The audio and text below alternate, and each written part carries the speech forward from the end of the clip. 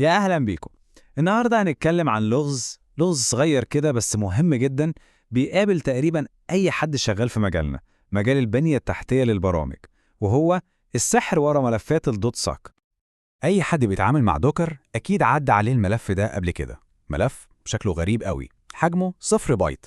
والله صفر. لكن في نفس الوقت الملف ده هو اللي بيتحكم في كل حاجة حرفيا. هو ده بالظبط محور اللغز اللي هنحاول نفكه النهاردة. طيب، الأسئلة دي هي اللي عايزين نجاوب عليها. يعني ليه أدوات أساسية زي دوكر وإنجن إكس وريدس بتعتمد على ملفات شكلها قديم كده؟ ليه مش بتستخدم منافذ شبكة عادية زي ما كلنا متعودين وشايفينه طول الوقت؟ الحقيقة إن الإجابة أعمق بكتير من مجرد كلمة عشان أسرع. تمام، عشان نفهم بقى قصة ملف السك ده لازم نرجع خطوة لورا ونبص على الأساسيات خالص. خلينا نشوف إزاي البرامج المختلفة اللي شغالة على نفس الكمبيوتر بتقدر أصلا تكلم بعض. المفهوم ده ليه اسم تقني شوية، اسمه التواصل بين العمليات، أو بالإنجليزي Inter Process Communication، واختصاراً IPC. وببساطة شديدة يعني هو مجموعة الطرق اللي نظام التشغيل بيوفرها عشان يخلي البرامج المنفصلة دي تعرف تكلم بعضها وتشارك بيانات. طيب، مهم قوي نفرق بين حاجتين. في التواصل اللي بيحصل جوه الجهاز الواحد بين البرامج اللي شغال عليه، وفي التواصل اللي بيحصل بين جهازين مختلفين خالص عن طريق شبكة.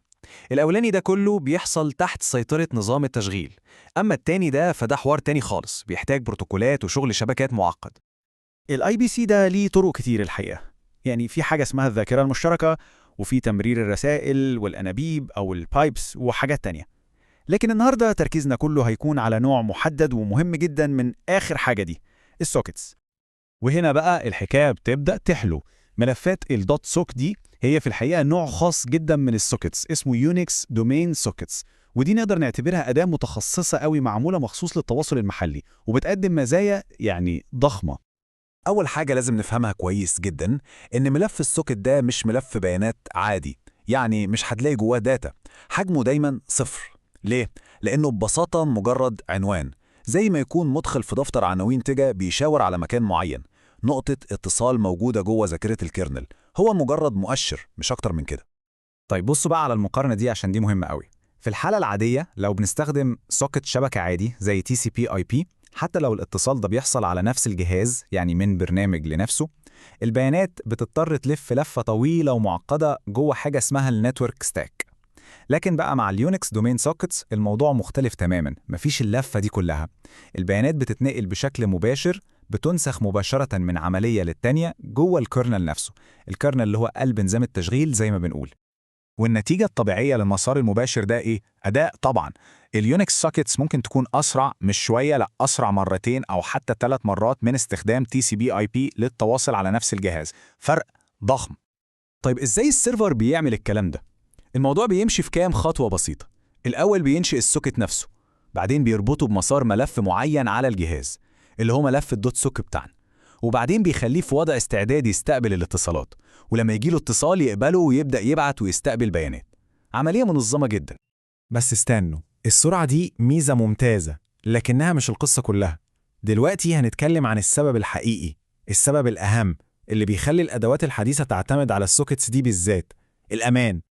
يعني تاني، لو القصة كلها قصة سرعة بس كان ممكن نلاقي حلول تانية، لكن الحقيقة إن في ميزة أمان فريدة من نوعها هنا. ميزة بتخلي اليونكس سوكيتس دي ببساطة لا يمكن الاستغناء عنها في سيناريوهات معينة. في عالم الشبكات اللي احنا عايشين فيه دلوقتي واللي قايم على مبدأ انعدام الثقة أو الزيرو تراست، دايما في سؤال مهم: إزاي السيرفر يقدر يضمن ويتأكد بنسبة 100% من هوية اللي بيكلمه؟ على الشبكة أي حد ممكن يزور عنوان الاي بي بتاعه بسهولة، لكن هنا على نفس الجهاز إزاي ممكن نتأكد تمام التأكد؟ الإجابة بقى في الكلمة السحرية دي، سوبر كريد. دي عبارة عن خاصية أو أمر السيرفر بيستخدمه عشان يطلب طلب مباشر من الكيرنل نفسه، يعني من أكتر حاجة موثوق فيها على الجهاز كله، ويقول له من فضلك قول لي مين بالظبط اللي على الطرف التاني من الاتصال ده. والكيرنل هنا مش بيرد باسمه خلاص، لأ، ده بيدي للسيرفر بطاقة تعريف كاملة للعملية اللي بتتصل بيه. بيديله البروسيس اي دي بتاعها، واليوزر اي دي بتاع المستخدم اللي مشغلها، وكمان الجروب اي دي، يعني معلومات كاملة ومفصلة. وهنا بقى مربط الفرس. بما ان المعلومات دي جايه مباشره من الكيرنل، فمستحيل، وانا بقول مستحيل، ان الطرف الثاني يزورها او يلعب فيها. ده تاكيد هويه مطلق مضمون من المصدر نفسه، من نظام التشغيل. طيب حلو قوي الكلام النظري ده. خلينا نرجع تاني للأمثلة اللي بدأنا بيها، دوكر وغيره، ونشوف إزاي المزايا دي بتترجم لحاجات بنستخدمها كل يوم. الجدول ده بيلخص القصة كلها. نبدأ بدوكر. ليه بيستخدم السوك فايل؟ السبب الأساسي هو التحكم في الوصول. صلاحيات ملف الدوكر دوت سوك نفسه اللي بنعملها بأوامر زي سمود وتشون هي اللي بتحدد مين مسموح له يدي أوامر للدوكر دايما. عشان كده الوصول للملف ده خطير جدا ويعتبر كأن حد معاه صلاحيات الروت. نيجي بعد كده للسباير. ده مشروع متخصص في الهوية.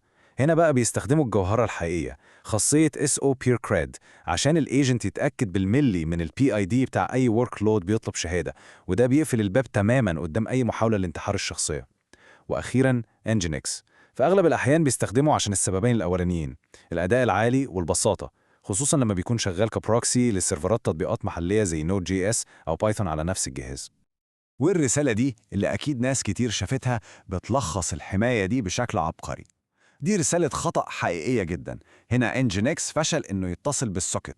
ليه؟ مش عشان الشبكة واقعة أو الفاير وول منعه، لا، عشان permission denied. المستخدم اللي مشغل Nginx ما عندوش صلاحية يكتب على الملف ده. ببساطة نظام الملفات نفسه بقى هو حارس الأمن بتاعنا.